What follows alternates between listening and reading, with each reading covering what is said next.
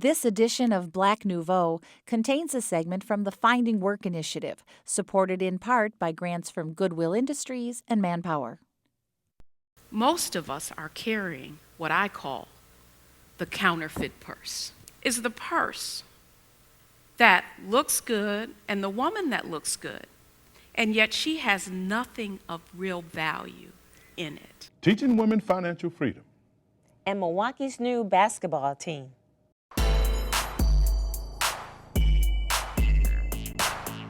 Good evening and welcome to this edition of Black Nouveau. I'm Milton, Dockery. And I'm Faithe. We're glad you could join us. This week, Joanne Williams will discuss Governor Walker's proposed jobs legislation with Representative Tamara Grigsby. Deborah Owens will offer financial tips for women, and we'll meet a rising young tennis star. But first, as we move into fall sports, basketball won't be missing from the Milwaukee landscape, even if the NBA lockout continues. Everett Marshburn introduces us to a new Milwaukee-based team. They're playing basketball. We love that basketball. They're playing basketball. We love that basketball.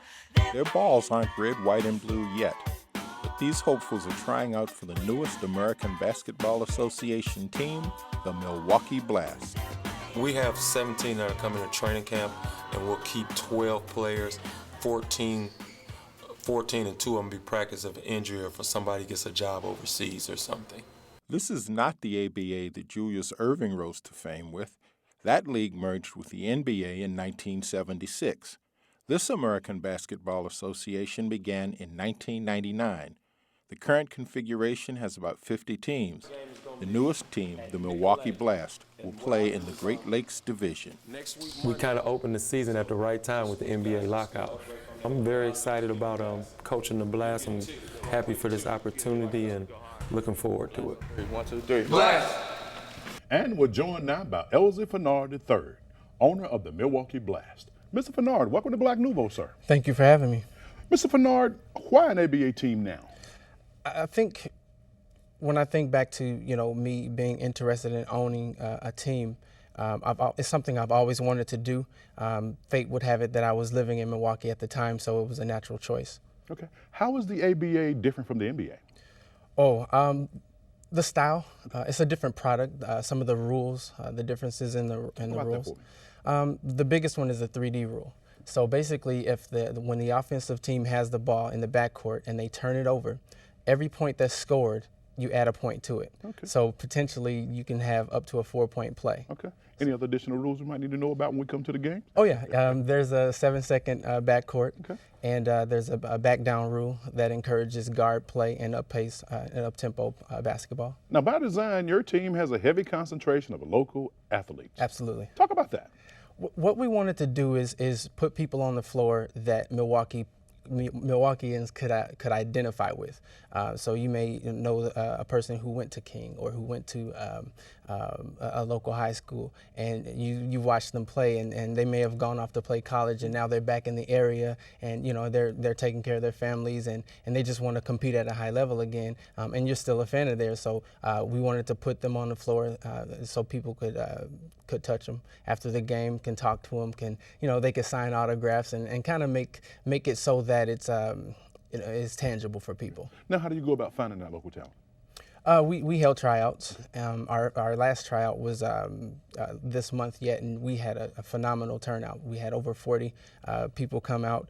We had local college interns come and do a report for us. So it was an awesome turnout. We were very pleased with it. Now, you also do a lot of community outreach. Mm-hmm. Talk about that for us and give us some examples of what you're doing. Mm-hmm. Yeah, I get the question all the time, why the ABA? Why are you doing this? And I don't have delusions of grandeur thinking that, this is going to make me a millionaire, because it's not. And that's not my intention or my goal. Our goal with this is to use basketball, use sports and entertainment as a platform to raise awareness on community issues. As you know, us as a community, we have, health issues, we have education issues, we have things that we can use these local guys that people can identify with to go and talk to the kids and say, hey, if I could go to college and get an education, then you can too. You know, if I can do positive things and reach back into the community, then you can too. Okay. Now, in terms of that community service, is it player driven? Do the players decide what community issues they want to address, or do you guys do it as a unit? We kind of do it as a unit. Like, one thing that's really close to my heart is fatherhood. We're working with the Fatherhood Initiative to try to get some things going with them so that we can, you know, kind of shine a light on fatherhood. It's challenging, but I think that if you grab the bull by the horn, so to speak, and just you know, and take the right approach to it, I think that we can make it look cool and make people want to be fathers versus the alternative. Mr. Fennard, it's very obvious. You're a young man. Where did this entrepreneur spirit come from, briefly? I think, like I was saying before, one of the problems in the community, I think, go back to mindsets. If we can change and influence the way people think, then the way they act will change. So when you talk about ownership, if I own something, then I can dictate, you know, who works for me and you know, kind of how it's processed into the community. So for me, it's about ownership. When do you start playing? And what are the price of tickets? Yep. Our first game is an away game down in Chicago, November 3rd and 4th. I'm sorry, November 4th and 5th. And then we come back home on November 13th. Tickets are $10, so it's affordable and it's family friendly. How many games do you play? And where will you be playing at? Yep, we'll be playing at Wisconsin Lutheran College, and we have 14 home games. Oh, and give us some examples of some of the teams you'll be playing. I got about 45 more seconds. Okay. So if you could briefly do that, I have one more question I want to ask you. Okay.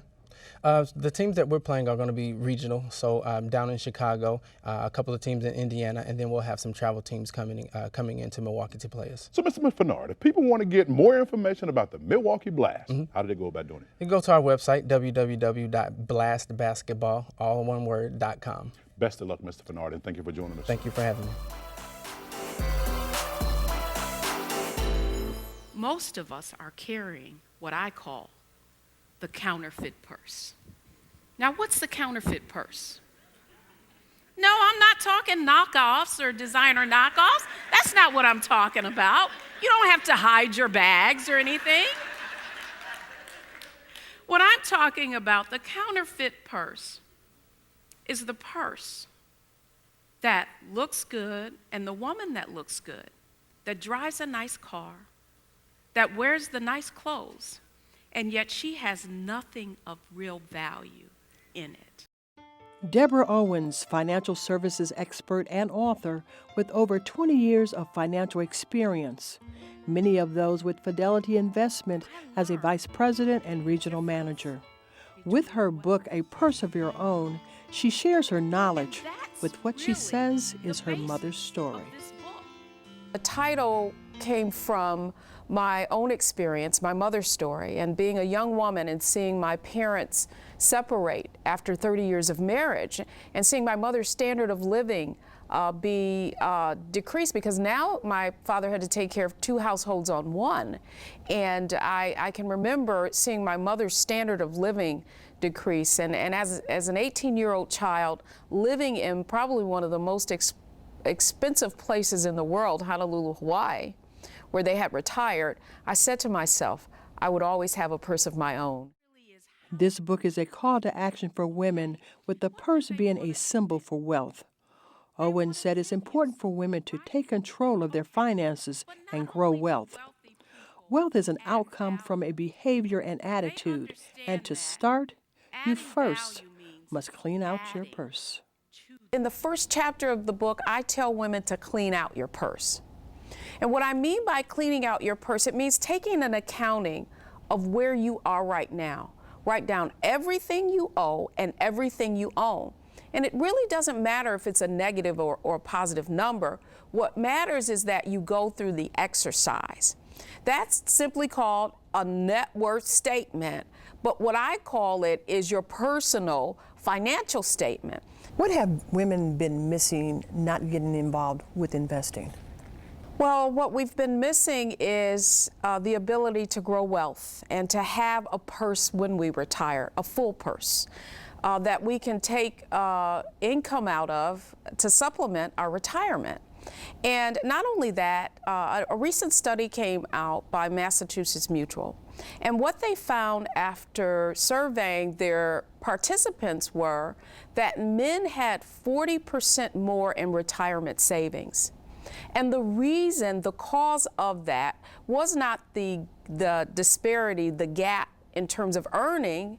It was because women were choosing very safe fixed income investments. What fears stop women from investing? Fear of losing your money. You know, when you have less, then you have less to put at risk. So as a result of that, women are often uncomfortable taking risk. The other reason that women lack confidence in this area is oftentimes women will say, well, I don't do numbers, or I'm not interested in them. And one of the things I say to women is, you know, you do numbers or they will do you. Owens suggested that women join or form a purse group as a way to get into investing or as a way to pool their finances together. The group offers accountability and support. That meet and agree to apply the principles in the book, A Purse of Your Own, to their own personal finances. Because you know, some of us, we have different strengths. Some of us are good at numbers. Some of us are good at research. And the whole premise of a purse group really is for women to leverage one another's strengths and then be able to learn and earn and fill up their purses together. And so in the book, these strategies and tactics, like starting a purse group, like developing your own personal financial statement, like setting goals, and sharing those goals with the other women in that group so that you know each month you're going to come and you're going to fess up and you're going to say whether or not you started that first mutual fund at $10 a month, whether or not you created what I call a debt reduction plan. Even though you may not be comfortable with finances nor joining a group, Owens said to start where you are because you have what you need. You just have to take action. Paying off your debt and achieving that financial goal, guess what it takes? It takes a decision, and then that first $100 that you put toward paying off that debt is the first step. And that's a step in getting rid of that counterfeit purse Owens mentioned earlier. You have to begin to set goals and develop one of the other habits that I talk about in the book, and that is a wealthy focus. That's the habit of setting and achieving goals. The framework for a purse of your own are habits, behaviors and attitudes she observed in wealthy people. She wants women to read this book and develop those habits so they can have a purse of their own, so when they retire, there is something to take out of the purse. It's not how much money you make. So what's important is that you take those earnings and put them into things like stock, real estate, assets that grow in value, and that's how you build wealth. To correspond with Deborah Owens to get information, go to deborahowens.com. Governor Scott Walker has called the Wisconsin State Legislature into special session to consider a series of measures he claims will bring more jobs into the state. Joining me to discuss what's being proposed is State Representative Tamara Grigsby from Milwaukee's 18th Assembly District. Welcome. Thank you very much. We were just going over the list, and you figure at this point there are about 20 bills that are going to be in this special session? Correct. There are approximately 20 bills or so that are up for consideration. I think the important thing to just take a step back and understand is that this is the second time we're doing a special session on jobs. So that indicates in itself how successful the first go-round was. So there are a lot of people who are quite skeptical about the ability of this second attempt to create jobs and think that it's more so changing the attention from some of the things happening with the Walker administration right now, more so than it is to create jobs. Are you one of those skeptics? Absolutely. Why are you skeptical? I mean, everybody wants jobs created, and the governor wants the job creators to get busy and create the jobs. But you're skeptical. Why? I'm skeptical just because of the entire way that this session has transformed itself. From the beginning, from taking away people's rights, everything from voting to collective bargaining to just, an array of rights that have been absolutely assaulted, to introducing a budget that cut education by $1.6 billion, cut tech colleges by $35 million, and gave all that money to high-powered money interests, really leaves me to be skeptical of someone's motives. Now, we already had one job session, special job session, and in that session, since that time, we've seen our unemployment rate continue to rise. In fact, much higher than at the national levels. But the governor and the Republicans will say jobs have been created in Wisconsin. If you look at the net job growth, I think that could be up for debate. If you look at the number of people jobs who have left, and you look at the number of people who are still unemployed or underemployed, if you look at us intervening and making it more difficult to get services like job training, like education, like unemployment compensation, those are all things that have added to, number one, our poverty levels, but also our employment levels. And when you go into my district, there are areas where, 70% I have wards where 70% of African American men are unemployed. And that is just absolutely devastating to any community. Now, looking at some of the bills that are going to be discussed in the special session, a lot of them seem to address big business. Yes. Things to help them continue to be successful. Yes. How can that create jobs for the people in your district? Thank you.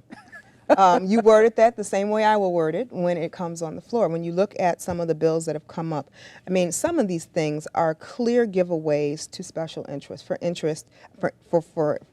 instance, providing immunity from liability to drug manufacturers. How in the world is that going to create jobs in Wisconsin? There are other different proposals, such as permitting different lengths of vehicles that bring pipes and things into the state. Looking at almost everything is in the form of tax credits. And there are a few of Democratic bills on the list. However, it's unfortunate because these are things that are, for the most part, are not going to go directly to the people. If you want to stimulate job growth, I have a bill with Representative Mason from Racine that looks at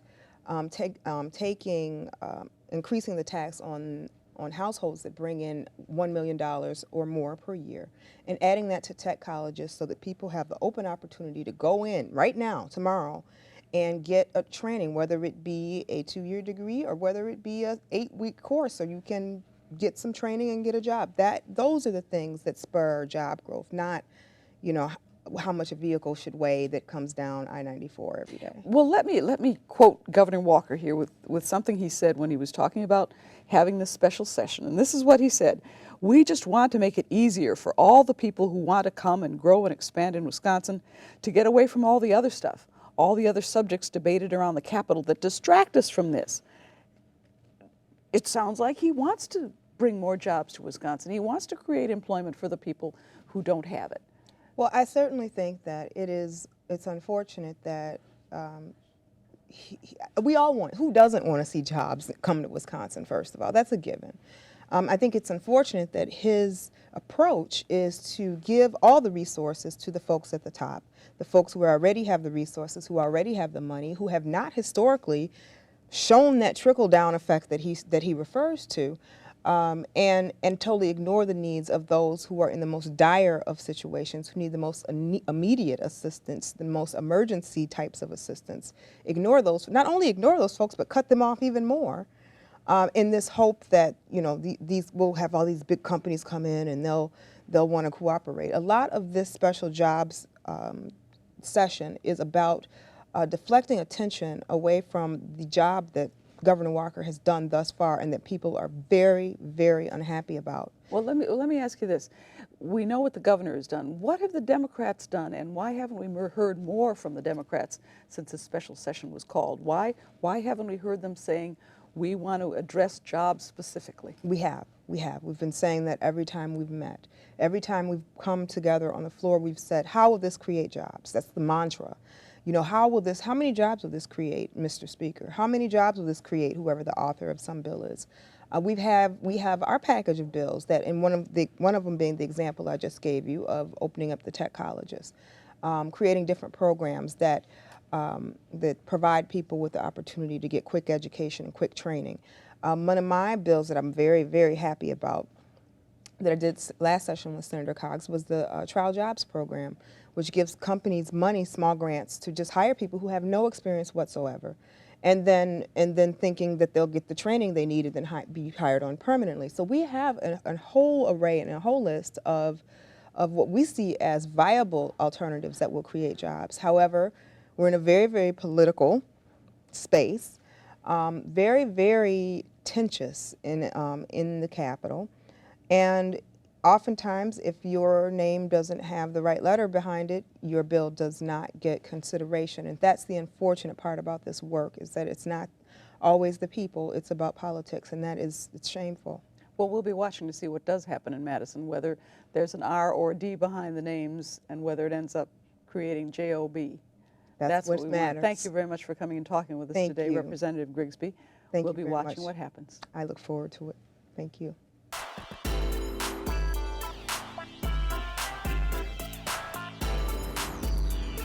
We first met Tiana this past summer at the 2010 U.S. Youth Games. The 13-year-old was the torchbearer for the games, and she helped the Milwaukee team win the tennis tournament. For Tiana, tennis is a family affair.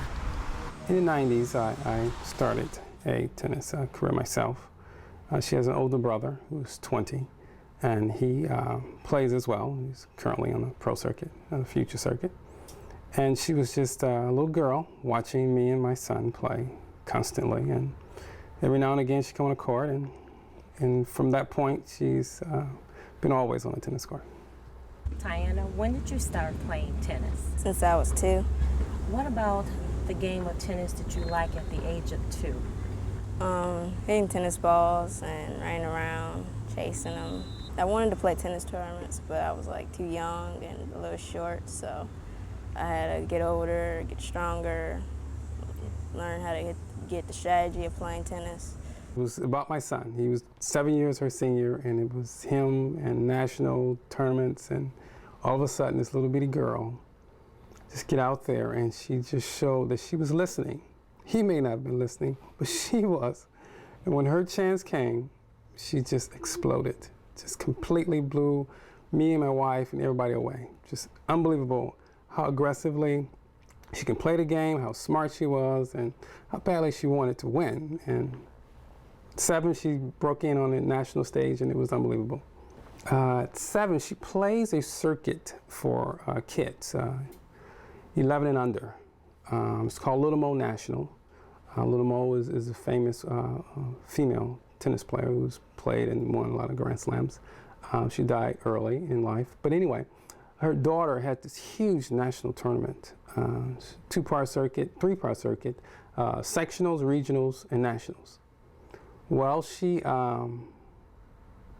did well at sectionals. She got like 2nd place. In the regionals, she got 3rd place. And then she went to nationals where she was the smallest. And she was not ranked, and all these other girls from all across the country. And she got 4th place. She went through seeds, and she just was so impressive. You play singles and doubles? Yes. Which do you prefer? Singles. Why? It's easier to play singles because when I play doubles, I get confused sometimes. Like I would hit the ball in the court, and I gotta get used to the doubles lines and not covering the whole court. So I like singles better because it just relies on me and not another person. Really good. Forehand volley. Her father is also her coach. Clean strokes. I started to play pro tennis, but I had to make a decision of whether or not I was going to be a father or I was going to be a tennis player. I chose to be a father instead of a tennis player because there's lots of tennis players, but not that many fathers. So that's kind of my retrospect of giving up tennis for my children. The family is originally from Chicago, but moved to Milwaukee a few years ago. It's a different pace from Chicago. I was looking for a slower pace. By profession, I'm a real estate broker, and I was looking to come here and do some developing further west.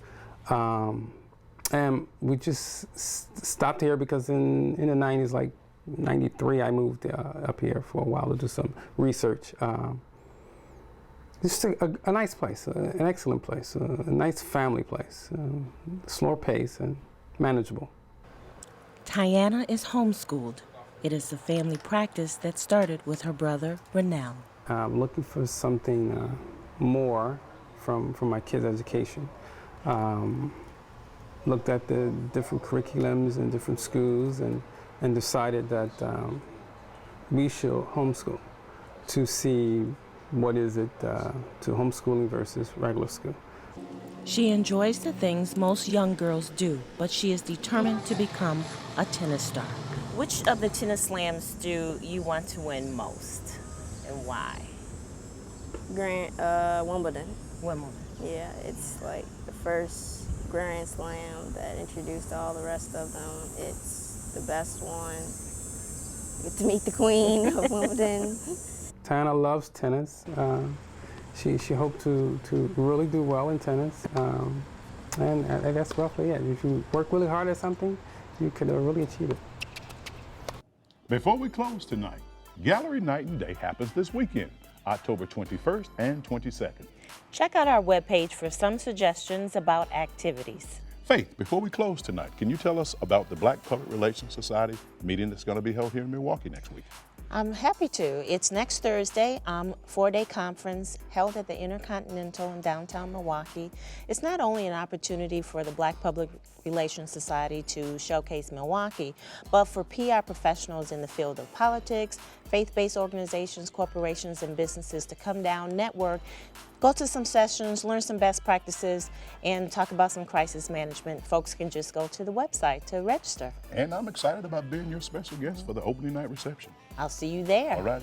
And that wraps up this edition of Black Nouveau. Remember, in the coming week, do something to expand your world. Good night. Good night. This edition of Black Nouveau contained a segment from the Finding Work Initiative, supported in part by grants from Goodwill Industries and Manpower.